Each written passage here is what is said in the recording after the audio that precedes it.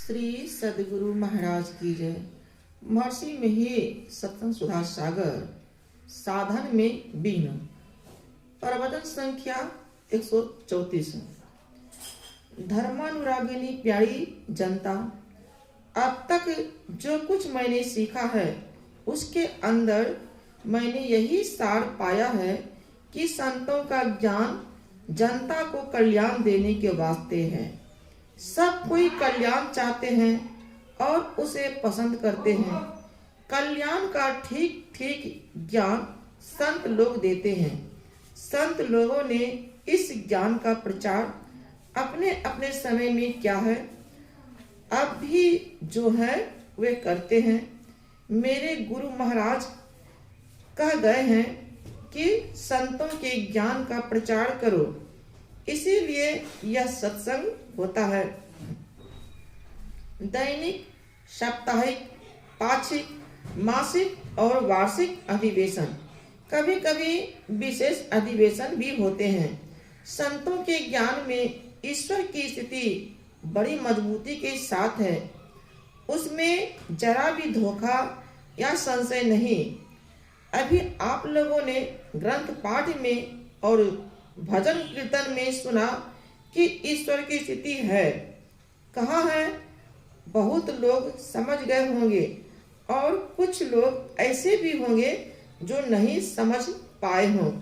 इसलिए मैं अलग ही कहता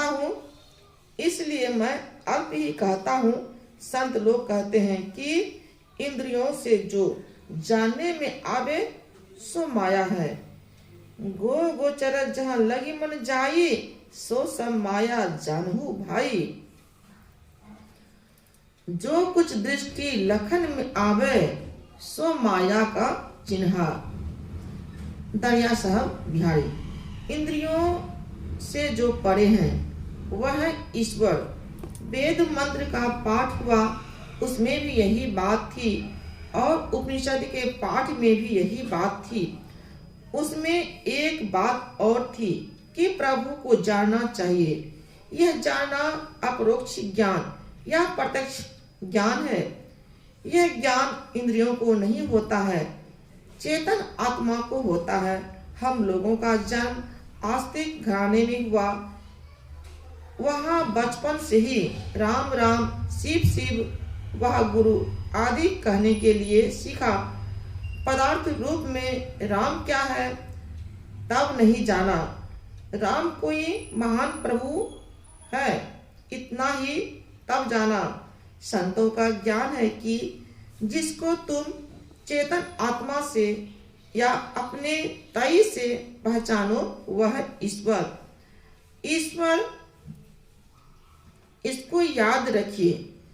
जो इंद्रियों से पहचान में आवे वह ईश्वर की माया।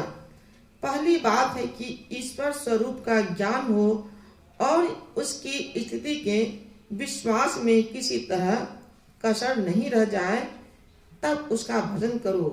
श्री सदगुरु महाराज की जय।